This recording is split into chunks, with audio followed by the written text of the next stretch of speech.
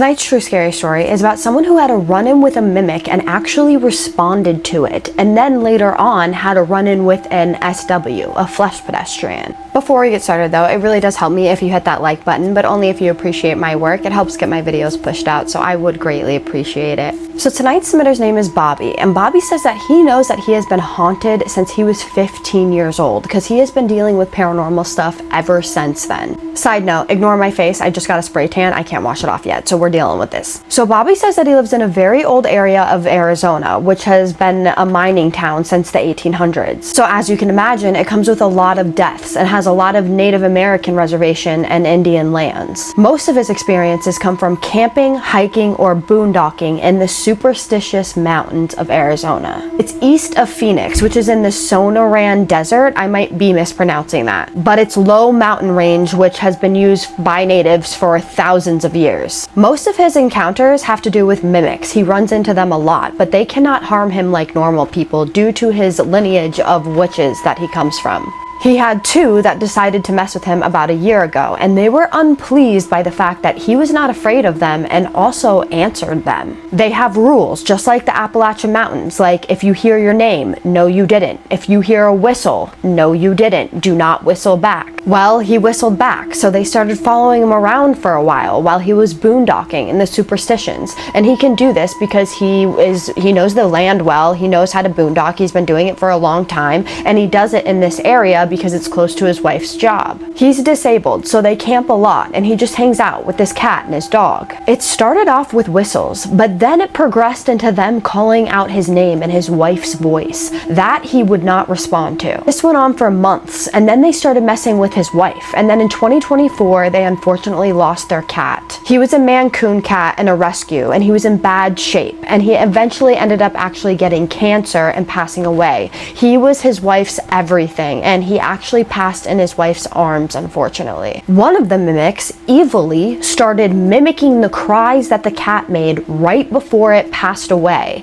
So at this point, Bobby just banishes the mimic. The other actually behaved and would just like randomly hang out with them. Sometimes he would whistle and then Bobby would whistle back. In March, he was walking back from the grocery store that his wife works at after grabbing something. He had a little kid walk up to him and say hi. Not uncommon because it's a popular staging area for off-road groups on weekends. This wasn't a normal kid though, and he just couldn't put his finger on it. And then the kid runs to the back of his truck, gets in his back seat with his dog, who is an Australian Shepherd. He starts playing with him. Well, at this point, Bobby tells the kid, listen, you need to get out of my truck. This isn't proper for you to be playing in my truck. And also, where are your parents? That's when he saw his face clearly. It wasn't normal. It was demonic. It was something like he had never seen before. And that's when the kid says to him, this is what I used to look like. He said this all while petting Bobby's dog. The dog is just registering the attention that he's getting. Now, Bobby said that he is used to the paranormal. He has seen many things, but this was a first for him. Then he just said, I'll be around if you want to play.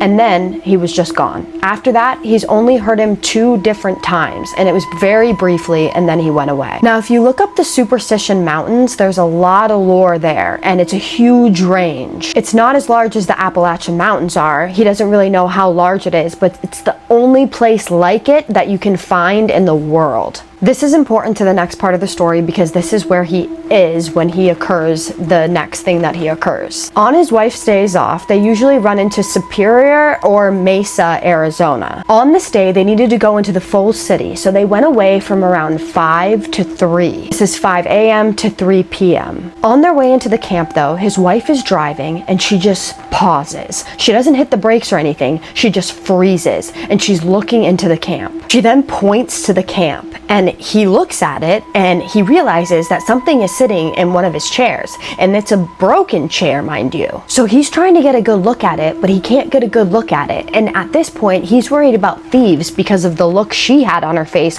when she pointed to it. Then they get closer to the camp and this thing is looking directly at him, but for some reason he still can't get a good look at it. And all of a sudden he sees it run off, but it's running off on all fours like a dog. At this point, their cat and their dog are absolutely terrified, and they will not leave their side for days. Now, he's used to his cat and dog sometimes acting weird because he's had a ghost that has followed him around since he was 15 years old, and they know that that ghost is there, so they sometimes act a little weird. But this, he said, was different. They were acting skittish and scared. He also noticed that there was something off, and there was this smell. It smelled like rotting flesh. It was disgusting, and it wasn't unheard of in the area to smell rotting flesh, but normally there were buzzards around when there was rotting flesh or a dead animal around. He then decides to go for a walk, and he sees something coming in the distance. It's getting closer to him, and he sees it. It looks like a messed up dog, like a really messed up, deformed dog. And boy, did it smell terrible. Then later on, his wife gets home, and she notices the dog is hiding in the brush near their, I guess, campsite. I guess there's a lot of brush there because it rained a lot that year.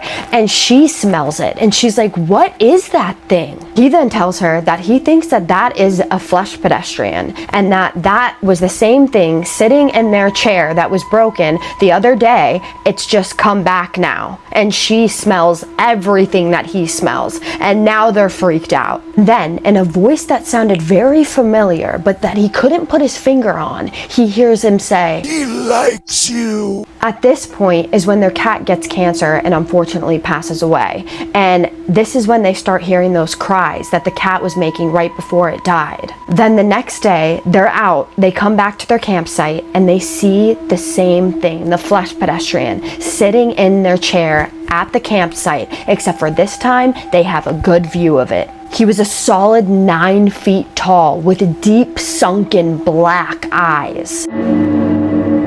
He didn't run off immediately. It was like he knew that they were sad and that their cat was gone. As soon as they pull up, he gets off the chair and he runs into the brush, and he just hides in the brush. But now he's in his normal form. They try to get a picture of him, but they can't get a picture of him. This scares him. As soon as Bobby pulls out his phone, this thing just runs away. They then move campsites, and they don't see him again, but they do randomly smell him again, and it smells terrible. He said that it is worse than a dead body. He used to do the Gila County search and rescue, so he's smelled dead bodies before, and he said that this smell is actually worse than a human dead body. So what do you guys think of this story? I think it's so interesting, the whole mimic interaction that he had, almost like the mimics weren't being mean. Like, one of them was, and he banished it, but he let the other one hang out, and it didn't seem to be doing anything cruel. So that's a first for me. That's a first that I've ever heard of a mimic not being cruel. So what are your thoughts on that? Also, about the SW, or the flesh pedestrian, that thing was just chilling in their campsite and then approaching them in a dog form, and then they would see it in another form, but it didn't harm them either. It just hid in the brush or sat in their chairs. This one was a strange one to me. And I've also never gotten any stories about the Superstition Mountains. I've never heard of them, actually. This is the first time for me. Has anyone else heard of this mountain range? Because I've never heard of it. It's crazy to think of how many things are out there that we just don't know about.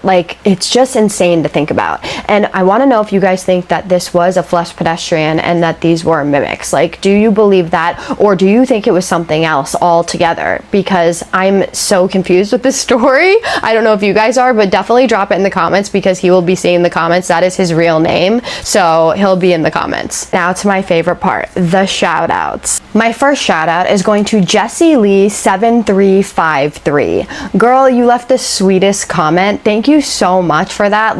Truly, the comment that you left on the video that I talked about my addiction and what I went through was so heartwarming and beautiful. Thank you so much. I cannot tell you how much I appreciate you and your support and your kind words and your love. It means everything to me. Thank you. I love you. My second shout out is going to Sabrina Young 3822. Girl, thank you so much. You said that you get super excited every time you see me post, and that makes me excited. That gets me giddy. I absolutely love that so much, and I appreciate your support and your love. It means everything to me. So thank you for being you and just commenting and being supportive. It means means everything to me. Like I said, I love you. And with that being said, my name is Kaisa, and I tell true scary stories on here every other night that you guys submit to me, and sometimes I do longer versions of stories that I've dived into, which I am going to be doing soon on the Smurls family. So stay tuned for that, and if you like any of that, please hit that subscribe button so that you can be notified next time I tell a true scary story.